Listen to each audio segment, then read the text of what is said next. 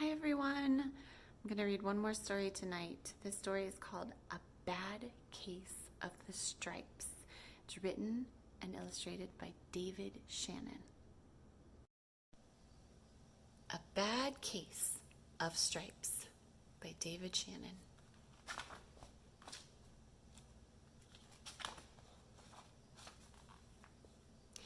Camilla Cream loved lima beans, but she never ate them. All of her friends hated lima beans, and she wanted to fit in. Camilla was always worried about what other people thought of her. Today, she was fretting even more than usual. It was the first day of school, and she couldn't decide what to wear. There were so many people to impress. She tried on 42 outfits, but none seemed quite right. She put on a pretty red dress and looked in the mirror. Then she screamed. Her mother ran into the room and screamed too. "Oh my heavens," she cried. "You're completely covered with stripes." This was certainly true. Camilla was striped from head to toe. She looked like a rainbow. Miss Cream felt Camilla's forehead. "Do you feel all right?" she asked. "I feel fine," Camilla answered. "But look at me." "You get back in bed this instant," her mother ordered. "You're not going to school today." Camilla was relieved. She didn't want to miss the first day of school, but she was afraid of what the other kids would say, and she had no idea what to wear with those crazy stripes. That afternoon, Dr. Bumble came to examine Camilla. "Most extraordinary," he exclaimed. "I've never seen anything like it. Are you having any coughing, sneezing, runny nose, aches, pains, chills, hot flashes, dizziness, drowsiness, shortness of breath, or uncontrollable twitching?" "No," Camilla told him. "I feel fine." "Well then," Dr. Bumble said, turning to Miss Cream, "I don't see any reason why she shouldn't go to school tomorrow. Here's some ointment that should clear up those stripes in a few days. If it doesn't, you know where to reach me." And off he went. The next day was a disaster. Everyone at school laughed at Camilla. They called her Camilla Crayon and Night of the Living Lollipop. She tried her best to act as everything were normal, but when the class said the Pledge of Allegiance, her stripes turned red, white, and blue, and she broke out in stars.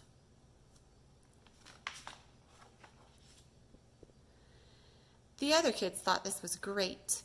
One yelled out, "Let's see some purple polka dots." Sure enough, she turned purple polka dotty. Someone else shouted, "Checkerboard!" and a pattern of squares covered her skin. Soon everyone was calling out different shapes and colors. Poor Camilla was changing faster than you can change the channels on the TV.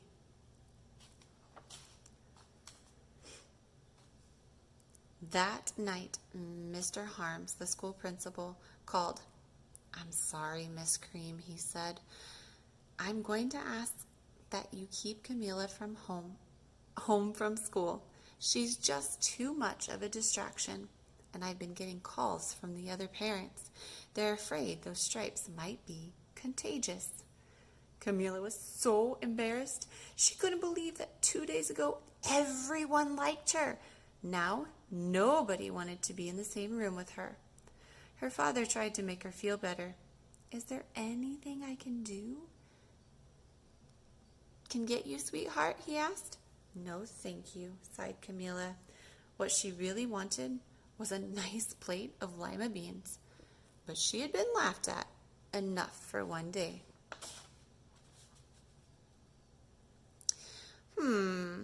Well, yes. I see, Dr. Bumble mumbled when Miss Cream phoned next day. I think I better bring in the specialist. We'll be right over. About an hour later, Dr. Bumble arrived with 4 people in long white coats. He introduced them to the Creams. This is Dr. Grop, Dr. Sponge, Dr. Cricket, and Dr. Young. Then the specialist went to work on Camilla. They squeezed and jabbed, tapped and tested. It was very uncomfortable. Well, it's not the mumps, concluded Dr. Grop. Or the measles, said Dr. Sponge. Definitely not chicken pox, put in Dr. Cricket. Or sunburn, said Dr. Young. Try these, said the specialist. They each handed her a bottle filled with different colored pills. Take one of each before bed, said Dr. Grop. Then they filed out the door, followed by Dr. Bumble. That night, Camilla took her medicine. It was awful. When she woke up the next morning, she did feel different.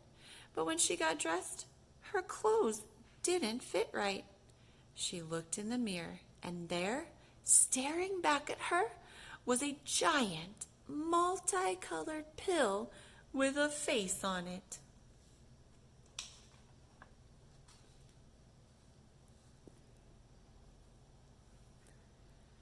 Dr. Bumble rushed over as soon as Miss Cream called, but this time, instead of the specialists, he brought the experts. Dr. Gourd and Mr. Mellon were the finest scientific minds in the land. Once again, Camilla was poked and prodded, looked at and listened to.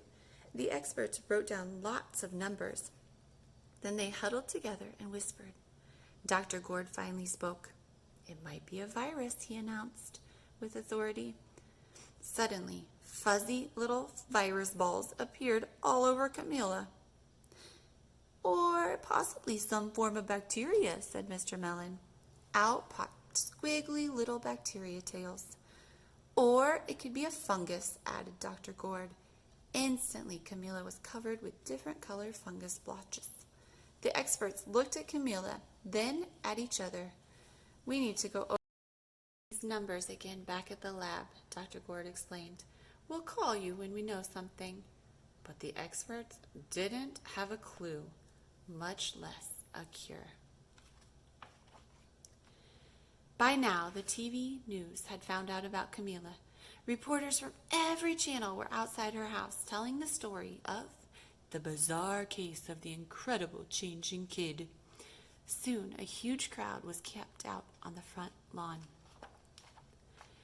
The Creams were swamped with all kinds of remedies from psychologists, allergists, herbalists, nutritionists, psychics, an old medicine man, a guru, and even a veterinarian.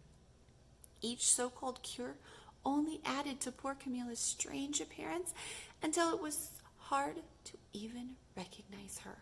She sprouted roots and berries and crystals and feathers and a long furry tail, but nothing worked. One day a woman who called herself an environmental therapist claimed she could cure Camilla. Close your eyes, she said. Breathe deeply and become one with your room. I wish you hadn't said that, Camilla groaned. Slowly, she started to melt into the walls of her room. Her bed became her mouth.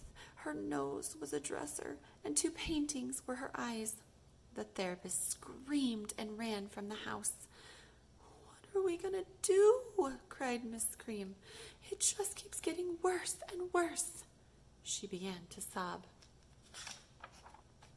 At that moment, Mr. Cream heard a quiet little knock at the front door. He opened it, and there stood an old woman who was just as plump and sweet as a strawberry. Excuse me, she said brightly, but I think I can help. She went into Camilla's room and looked around. My goodness, she said with a shake of her head.